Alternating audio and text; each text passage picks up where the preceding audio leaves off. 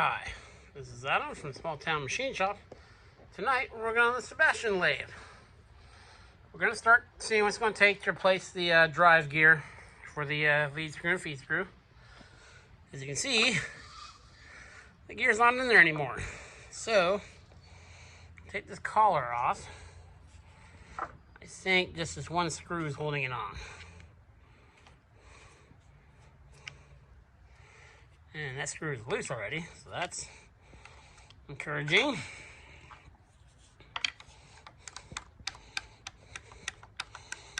There's another hole on the other side.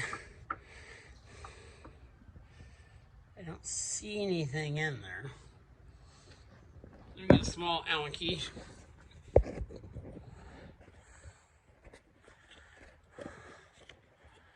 Do some probing in there.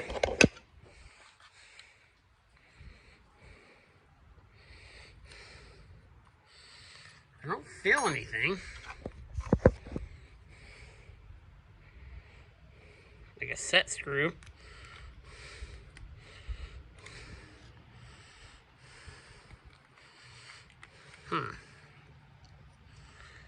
Okay, let me do some more let me clean that out real quick and I'll bring you back. Okay, so at first, I thought that this end of this gear was brazed onto this. But no, this threaded right off. Someone's been at it.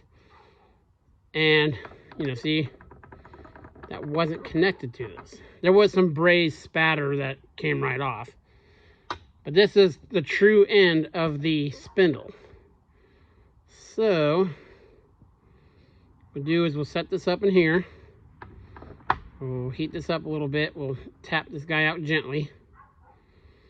And then look at our options. But basically, we just make this one part with a threaded collar. And, turn it down so that the part will be a slip fit in there.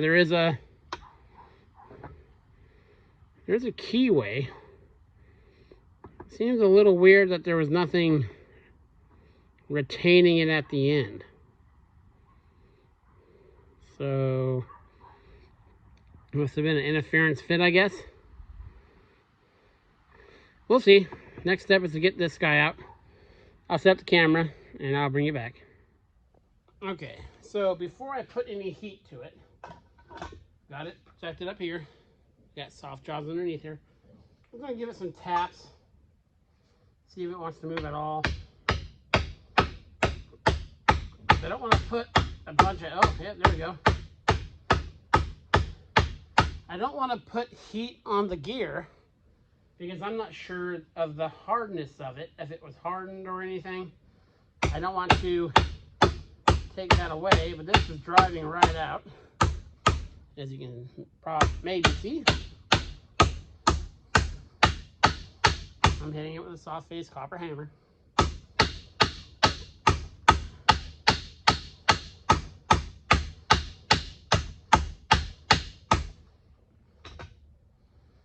See, it is on the move.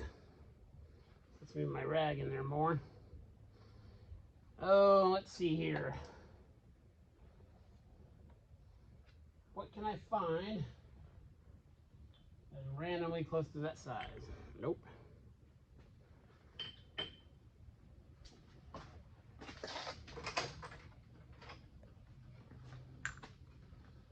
There you go.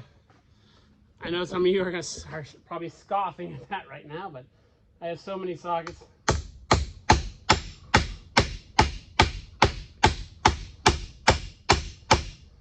Okay.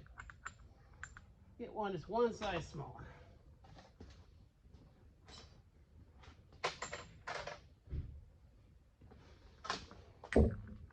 There we go.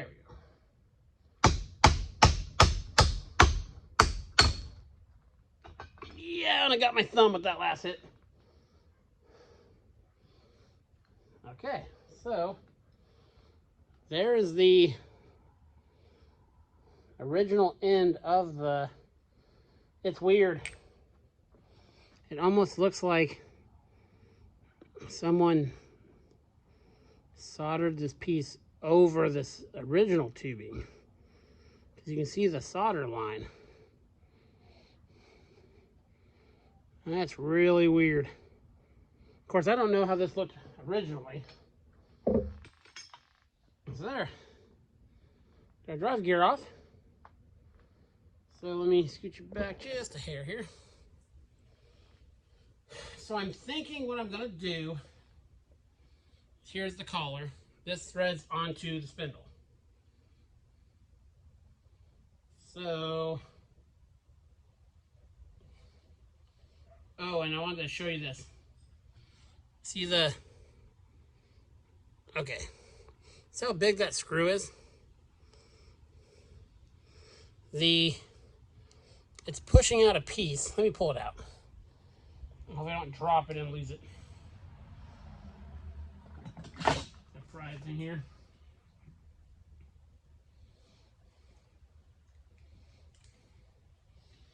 Okay, the piece that's in there matches the thread profile. See, see right there? So that's interesting. So it doesn't mess up the threads when you have the set screw in there. So that's very cool. Put that plug back in there, so, or the set screw in there before I lose it. Your side just has nothing in it. So we have a way to securely clamp this to the main part. So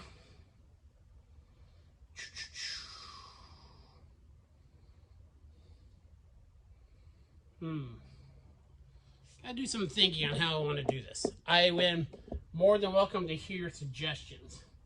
My thought is to make a whole new piece that'll fit in there. It's going to have to be an interference fit because there's no set screw or anything on there. Unless I clamp it somehow, you know, on the end with a shaft collar or something. Or just interference fit with the keyway. And just make it, you know, it'll be this piece with a stub off it. Of course, I'll have to bore it out. I'm not so worried about the bore because I have other lathes. I'd like to still retain a bore. So, yeah, let me get you guys out of there.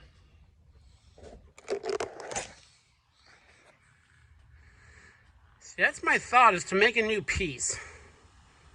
Have it go through there, because the end of the spindle is obviously tore off, so dress it up.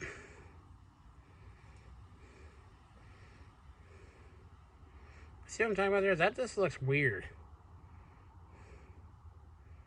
Like it broke before and they put this piece of oversized pipe over it and just brazed it. I don't quite get that repair. Well, there's a keycam up.